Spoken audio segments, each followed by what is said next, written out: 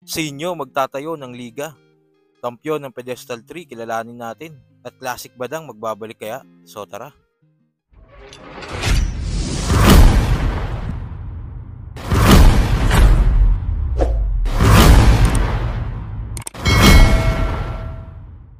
Sa post nga ni Sinyo dito ay tila gusto niyang gumawa ng liga. Magandang idea nga ito, no? Dahil nakita nga natin na halos lahat ng bago ngayon ay galing sa amateur league tulad ng Motus, Pulo at FRBL. Sa FRBL nga dito galing si Manda Baliw at Rapian. Pulo naman nandiyan si Charisma at maraming mga nag 1 minutes na galing Pulo. At sa Motus naman nandiyan si na 3D, Class G at Katana. At syempre marami pang iba. Kaya nga sana ituloy ni Sinyo para madagdagan din ang liga na pwedeng sampahan ng mga aspiring rappers. At isa pa, bubuhayin po natin yung bargain. Magpapa-event tayo, kumbaga amateur league, para siyang Pulo, Motus, ganong mga tipo ng underground battle league, amateur, pang sala lang po. Pulo Rap Battle League, Motus Battle League, Flatway Rap Battle League. Sa kabilang balita naman, nagkampiyon nga sa Pedestal 3 ay si Mirage. Bago nga ito, hindi naging madali ang mga pinagdaanan ni Mirage. Una nga nakalaban niya sa elimination round ay si Prince. Ito ang unang laban ni Prince matapos niya nga magkampiyon sa titulo tournament na mula sa Pulo. Maganda ang palitan nila all 3 rounds. Pero mas nanaig ang mga baong jokes ni Mirage. May bagong batas na bawal magyabang pag di cum laude? Bakit? Si Casper Kabachong, ako kaya kong sabihin sa harapan ni Mirage na bawal magyabang pag di kampyon. Yung pedestrian lane ni Balakid, kaya mo ba panindigan? Yung kay Balakid, bawat linya inapakan, parang pedestrian lane. Sa kanya naman, bawat linya tinawid, parang pedestrian lane. Tangina, nakakahiya ka. Yung originality napapahiya na. Anong idadahilan mo? Si Balakid, di mo kilala. sa second round, 5-0, magingay, para kay Mirage. Shoutouts kay Prince. Second round ng tournament, dito nakalaban niya isa sa heavyweight ng FRBL na si Blaser. Dito tingin ko na muntik na talaga si Mirage dahil sobrang dikit talaga ng laban na ito na umabot pa nga sa 3-2 ang score. Nung mapanood ko nga ang video na ito ay tingin ko talaga Blaser ang panalo. Pero may mga nagsabi iba yung performance ni Mirage sa live. Kaya nag-abroad at nagtrabaho na lang si Manong sa bar. Kaso yung among Arabo may planong anal. Sa ganyang kutis palalong kantot bagong kasal. Kaya karipas si Mirage puta takbong rakal. Ikaw ang dahilan kung ba't si Laksarya kinapos mag-champion. Kinabukasan na yung finals, kinantot mo pa maghapon. Ito ng Urado, 3-2. Magingay, para kay Mirage. At sa semifinals nga ay si Casper ang nakaharap niya. Galing si Casper sa pagkapanalo niya kay Katana na marami nagsasabi na bodybag si Katana dahil na-check talaga siya ni Casper. Pero hindi nagpatinag si Mirage sa init na meron si Casper at natalo niya nga ito. Kaya Master, congrats!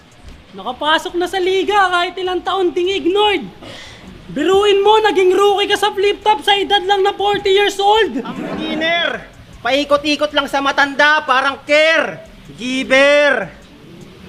So pag matanda na, bawal na mangarap. Ang boto ng Urado, mag-a-advance sa finals, 5-0. Magingay, para kay Mirage.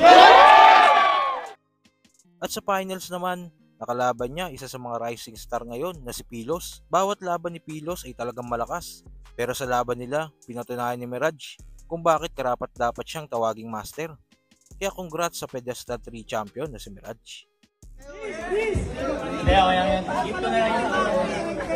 Check! Yo!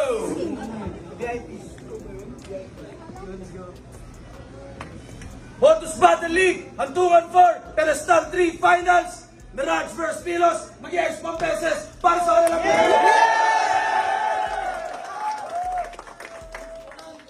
Ang magcha-champion ngayon, tatanggap ng 1-of-1 championship cup galing sa Crown Manila. Shoutouts kay Nico Manning. Championship ring galing sa Blacksmith Jewelry at 50,000 pesos cash at 10,000 pesos consolation prize para naman sa hindi pa Maraming salamat sa inyo lahat sa suporta sa amin sa buong taon. Kita-kits ulit tayo. Siyempre, abangan nyo ang Pedestal 4. At salamat sa pagsuporta sa liga namin sa inyo lahat. Siyempre, shoutout sa lahat ng mga MCs na tuloy-tuloy pa rin nagpupursige para dito sa Battle Rap. Tuloy-tuloy palagi. At ang boto ng Murado, 6-1, Pedestal 3 champion. Mag-iayit tayo lahat para kay Merad.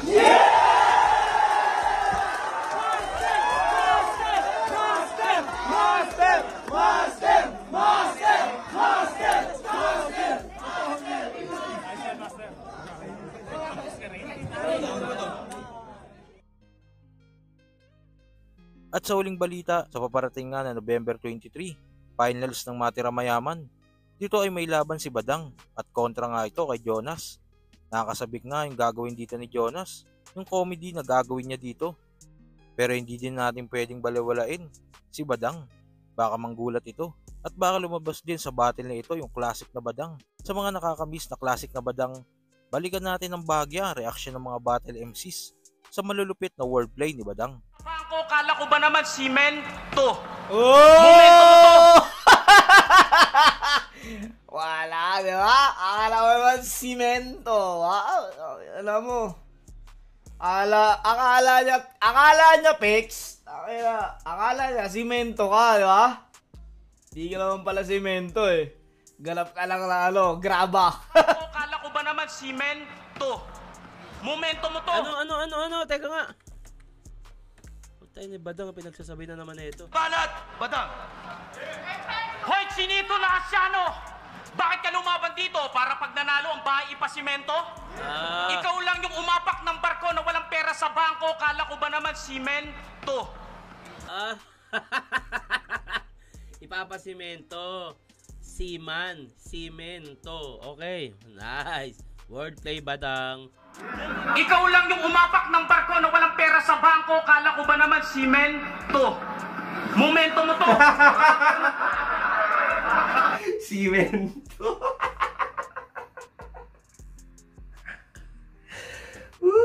Klase ka talaga, Badang.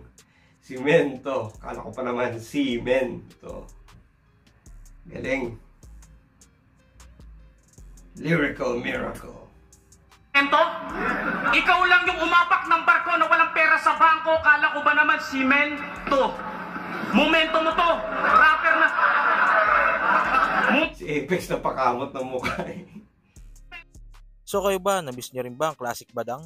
At sa binabalak ni Sinyo na magtayo ng liga, anong reaksyon niyo dito? Kung ano man sa loobin mo, comment ko lang sa baba na mapag-usapan natin yan. So yun lang. God bless.